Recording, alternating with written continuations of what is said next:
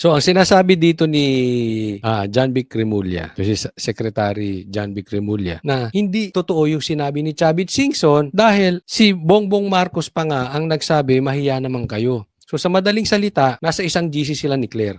Bakit nasa isang GC? Parehas sila eh. Ha? Hindi guilty ang presidente dahil siya nga ang nagbukas nitong flood control projects. Siya ang nagsabi, mahiya naman kayo. Siya ang nagsabing paiimbestigahan yung flood control projects. Kaya hindi totoo na involved siya doon sa Nakawan, dyan sa flood control projects, dyan sa Nakawan, dyan sa ghost projects. Parehas sila ng litanya ni hindi ko alam kung ito si John Vic kasi may sinasabi na merong 5 na nasa Cabral files, nasa listahan, na kinabang din. Hindi ko alam kung kasama dyan si Claire, antayin na lang natin, and kasama rin si John Vic o kasama si Boying. Antayin natin. Pero to continue, iisa, di ba? Iisang kanilang litanya. Teka muna, hindi ganun. Dahil kung sasabihin yung hindi involved ang presidente dyan sa Nakawan dahil siya lang ang naglabas, napakababaw naman nun. Napakababaw na, yan lang ang pagtatanggol. Yan lang ang punto ng isang abogado na si Claire. Na ginaya naman, o di ko alam, baka siya nagsimula, siya ang ginaya ni Claire. Na ginaya naman, di umano, o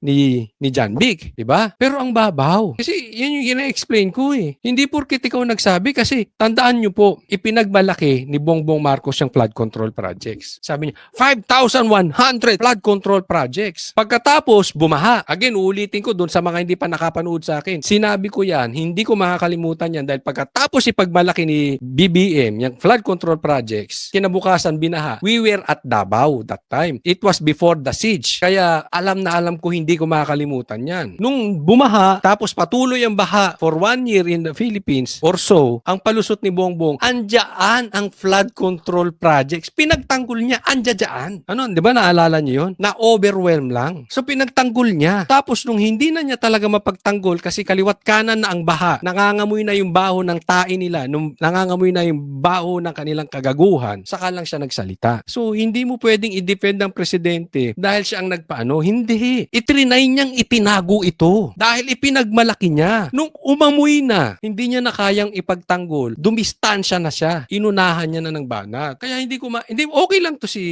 John Vic, hindi naman abogado to. Pero to si Auntie Claire, abogado. Pambihira. Ganyan niya lang sasabihin na walang ginawa ang presidente. It's impossible. I don't even believe that the president is part of it. In my opinion, the president is one of the masterminds.